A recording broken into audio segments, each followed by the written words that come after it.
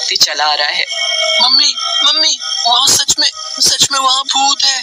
क्या हुआ बेटा भाविक? हाँ बेटा क्या हुआ? तुम इतने घबराए हुए क्यों लग रहे हो? हाँ बेटा कुछ तो बताओ। कहीं तुमने फिर से सामने वाले फ्लैट में भूत तो नहीं देख लिया? भूत? भूत? कहाँ है भूत? मैं छुपने के लिए एक फ्लैट में चला गया क्योंकि उसका दरवाजा खुला हुआ था।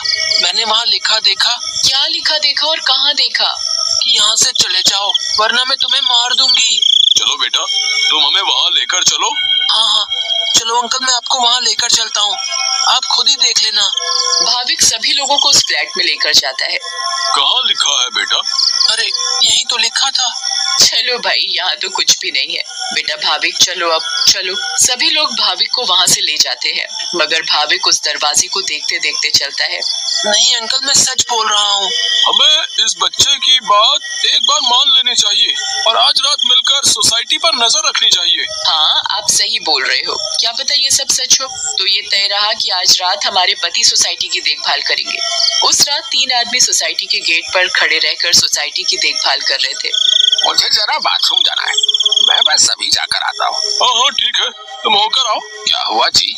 गुड्डू को बहुत डर लग रहा है और वो बोल रही है कि आप ही उसे सुलाएंगे, तो आप जरा ऊपर आकर उसे सुला जाएंगे? ठीक है, अभी आता हूँ। दूसरा आदमी पहले आदमी से बोलता है, मैं जरा अपनी बेटी को सुलाकर आता हूँ, उसे डर लग रहा है। अब सोसाइटी के दरवाजे पर सिर्फ रमेश यानी तीसरा आदमी ही बचता है। कहाँ रह गए ये दोनों? वो आदमी इधर उधर घूमता रहता है और अब उसे भी अकेले डर लगने लगता है।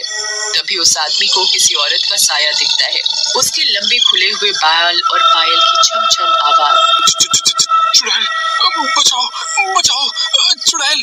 फिर अचानक वो चुड़ैल उसके सामने आ खड़ी होती है और आदमी बहुत तेज चिल्लाता है और वहीं बेहोश हो जाता है। अरे ये चिल्लाने की आवाज किसकी आई? हाँ आवाज तो मुझे भी आई, चलो चलकर देखते हैं। सारे सोसाइटी वाले अपनी बालकनी में आ जाते हैं तो वो क्या देखते हैं कि वहाँ रमेश बेहोश पड़ा हुआ था। ये आवाज कैसी आई थी? फिर सोसाइटी वाले नीचे आ जाते हैं तो वो वहाँ पर रमेश को जमीन पर पड़ा हुआ देखते हैं। सब जल्दी से नीचे आते हैं। सविता और भाविक भी नीचे आ जाते हैं। अरे कोई इन्हें होश में लाओ, उठिए भाई साहब उठिए। फिर कुछ ही देर में रमेश को होश आता है और वो सारी बात सोसाइटी वालों को बताता है जो उसके साथ कुछ देर पहले हुई थी। तभी सोसाइटी में अजीब सी आवाजें आने लगती हैं। मम्मी देखा ना, मैंने बोला था ना कि भूत है। हाँ बेटा तुम सही कह रहे थे। तभी सोसाइटी के बीचों बीच धुआं उठने लगता है और वहाँ वो चुड़ैल आ जाती है।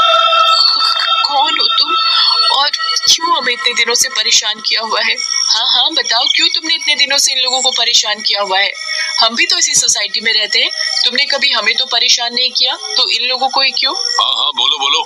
तुम्हारी वजह से मैं कितना डर गई थी। बताती हूँ, सब बताती हूँ। कई सालों पहले जब मेरी शादी हुई तो मैं और मेरे पति रवि सविता के सामने वाले फ्लैट में रहने आए।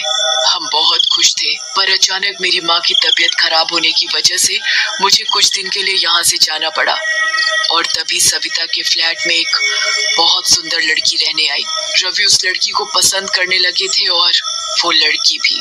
उस लड़की को ये बात नहीं पता थी कि रवि शादीशुदा है। मैं जब वापस आई और मुझे ये सब पता लगा तो मैंने रवि को समझाने की बहुत कोशिश की, बहुत लड़ाई की, पर वो नहीं माने। रवि मुझे छोड़कर उस लड़की से शादी करना चाहते थे और एक दिन रवि और वो लड़की चुपके से अचानक कहीं चले गए। मैंने उन्हें ढूंढने की बहुत कोशिश की मगर वो मुझे कहीं नहीं मिले।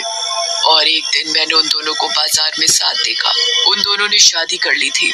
मैं भागते हुए घर आई और ये बात मुझसे बर्दाश्त नहीं हुई और उसी रात मैंने फ्लैट से कूदकर अपनी जान दे दी। और उस दिन से इस फ्लैट में किसी को रहने नहीं देती जिसमें सविता और उसका परिवार रहता है। हमें बहुत दुख हुआ सुनकर जो भी तुम्हारे साथ हुआ, पर इसमें मेरे और मेरे परिवार का क्या कसूर है? हाँ आंटी, आप तो अच्छी आंटी हो, ऐसे कैसे कर सकती हो? चुड़ैल भाविक की मासूमियत देखकर पिघल जाती है। ठीक है, अब मैं तुम लोगों को कभी परेशान नहीं करूंगी। ऐसा कहते ही वो चुड़ैल हवा में गायब हो जाती है और कभी किसी को परेशान नहीं करती।